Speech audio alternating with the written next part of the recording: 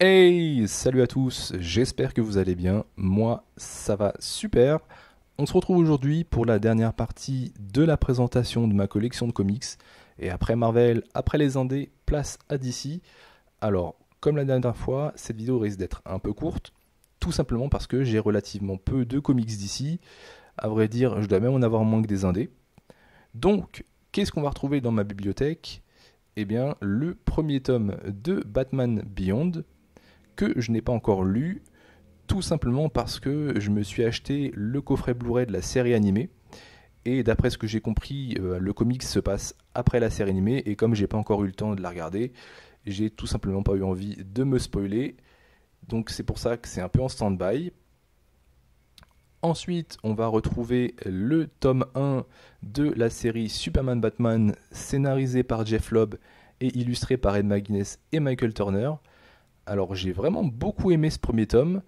D'ailleurs, il faudrait que je me procure le deuxième. Par contre, j'ai cru comprendre qu'il existait deux omnibus de 1200 pages chacun aux États-Unis sur cette série. Alors, je ne sais pas pourquoi Urban s'est contenté de publier deux tomes en France. Est-ce qu'il y a eu un changement d'équipe créative et qu'il voulait se focaliser sur le travail de Jeff Lobb? Est-ce que la suite est mauvaise? Ça, je ne sais pas, et je ne sais même pas si Urban a communiqué sur le sujet un jour. Après ça, on va retrouver les 4 tomes de Gotham Central qui ressort en Urban Nomade. Les 5 premières intégrales de Geoff Jones présente Green Lantern. J'espère vraiment que les tomes 6 et 7 sont encore disponibles en neuf, sinon je vais raquer. Ah, et là on arrive sur la pépite de ma collection, le Shazam de Geoff Jones et Gary Frank, dans cette magnifique version avec Zachary Levi en couverture. Alors non, je ne suis absolument pas un fan de cet acteur, c'était juste la version la moins chère que j'ai trouvée sur Vinted, comme c'est bizarre. On a aussi Crisis on Infinite Earths, Batman Joker War. Alors celui-ci, c'est parce que je voulais vraiment tester le Batman de la continuité en série régulière. Et c'est très beau, mais j'ai trouvé ça vraiment too much. Donc voilà, Batman, la série régulière, c'est vraiment pas fait pour moi. Je préfère me contenter de ce qui sort en Black Label ou des récits autocontenus comme Un Long Halloween et Amère Victoire. Vous avez vu cette transition de qualité. J'ai aussi Mad Love de Bruce Timm et Paul Dini. Alors celui-ci, c'est une demi-arnaque, j'ai envie de dire. Tout simplement parce que on va retrouver la même histoire 3 fois dans ce comics.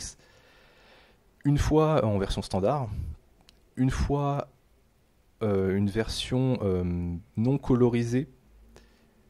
Donc c'est les scans en VO en gros.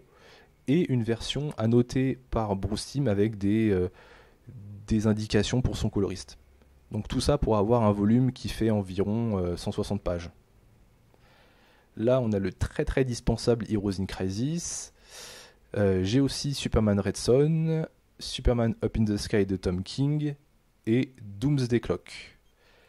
Et là, on a fini la première étagère et on descend d'un niveau et on arrive au Black Label avec The New Frontier de Darwin Cook, Superman Identité Secrète, Wonder Woman Dead Earth de Daniel Warren Johnson que je recommande. De toute façon, voilà, je recommande tout ce qu'a pu faire Daniel Warren Johnson. Arline de Stepan Sejic, Joker de Liber Mero, Batman Année 1, Batman Curse of the White Knight, Batman Créature de la Nuit et Basket Full of Heads qui est du DC Hill House, bon, qui n'a rien à voir avec les super-héros, mais je l'ai quand même mis là. J'ai aussi 3 anthologies, Flash Anthology, Supervillain Anthology et DC Comics Anthology.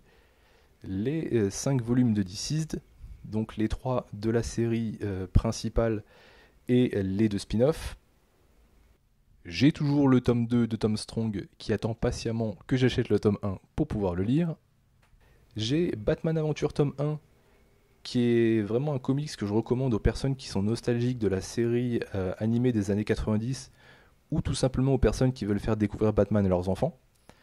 C'est un comics qui reprend l'esthétique de la série animée et ce que je trouve pas mal, c'est que avant chaque épisode, on va avoir droit à une page qui va nous parler d'un personnage qui apparaît dans le chapitre en nous donnant sa date d'apparition dans les comics, sa date d'apparition dans la série animée, son caractère, ses armes, etc. etc.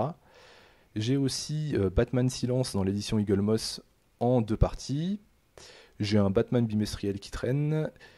Dans ma vidéo sur la collection Marvel, je vous ai montré le premier comics Marvel que j'ai acheté, qui était un album Nova 58.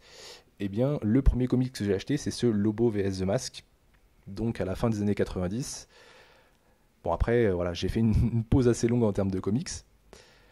Pour comprendre comment l'univers de Watchmen a été incorporé à celui de DC, et surtout pour comprendre Doomsday Clock, je m'étais procuré The Button, donc le badge en français, et Flashpoint. Donc ça, c'est surtout pour la partie Thomas Wayne. J'ai aussi quelques TPB de séries qui sont inédites en France, qui appartiennent à l'ère métal. La seule qui est sortie, c'est les Terrifics de Jeff Lemire, je crois. Ensuite, on va revenir sur de la VF avec The Authority, les années Stormwatch 1 et 2. Le tome 2 n'est plus disponible à la vente. Je crois qu'Urban l'a retiré parce qu'il contient un crossover avec Alien. Et Alien, c'est maintenant une propriété de Disney. Alors je ne sais pas du tout si Urban a prévu de le réimprimer sans le crossover ou pas. Toujours est-il que maintenant il se vend à des sommes assez folles sur les sites de revente. J'ai aussi la suite avec The Authority tome 1 et tome 2, Planetary tome 1 et Watchmen. Et on passe à la dernière étagère, et ici on va retrouver tout ce qui est collection à petit prix, donc les collections de l'été et les Urban Nomades. J'ai donc Batman White Knight, La Cour des Hiboux, du Injustice, The Dark Knight Returns, Batman Sombre Reflet. Bref, je vous laisse voir par vous-même. En nomade, j'ai Killing Joke, Justice League Crise d'identité, Kingdom Come, All Star Superman, la Justice League de Geoff Jones, en sachant que j'ai déjà le tome Forever Evil en collection de l'été et que je ne vais pas le racheter en nomade, donc en fait j'aurai ce run dans 2 collections différentes. J'ai aussi Mister Miracle que j'ai lu il y a quelques années en VO et que j'avais pas vraiment apprécié. Du coup, je l'ai repris pour retenter l'expérience. Et on va arriver sur mon 3e comics préféré indé, qui est donc Y le dernier homme. Alors oui, je le considère en indé, même si c'est du Vertigo et que ça appartient à DC, mais c'est tellement éloigné de l'univers DC que je le considère comme de l'indépendant. Franchement, sans la collection Nomade, j'aurais jamais tenté les hardcovers. Donc pour moi, c'est une belle grosse découverte et c'est une grosse recommandation. Y le dernier homme, surtout en collection Urban Nomade. Ensuite, on arrive sur la fin de mes comics d'ici, ou en tout cas, je devrais plutôt dire Vertigo, avec V pour Vendetta, Transmétropolitane et Punk Rock Jesus. Voilà, cette vidéo est maintenant terminée. J'espère qu'elle vous aura plu. Au cours de ces 3 vidéos, on aura fait ensemble le tour de mes bibliothèques. Donc vous avez pu avoir un aperçu des différents titres que je possède au moins jusqu'au mois d'août 2024. Parce que bien entendu, ma collection est amenée à évoluer. N'hésitez pas à liker la vidéo, à vous abonner et à me laisser un petit commentaire. Dites-moi par exemple quels sont les titres d'ici que je dois absolument posséder.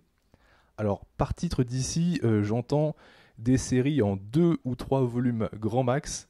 Parce que si c'est pour que je mette des années à compléter une série, c'est pas la peine.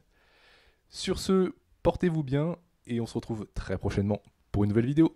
Salut!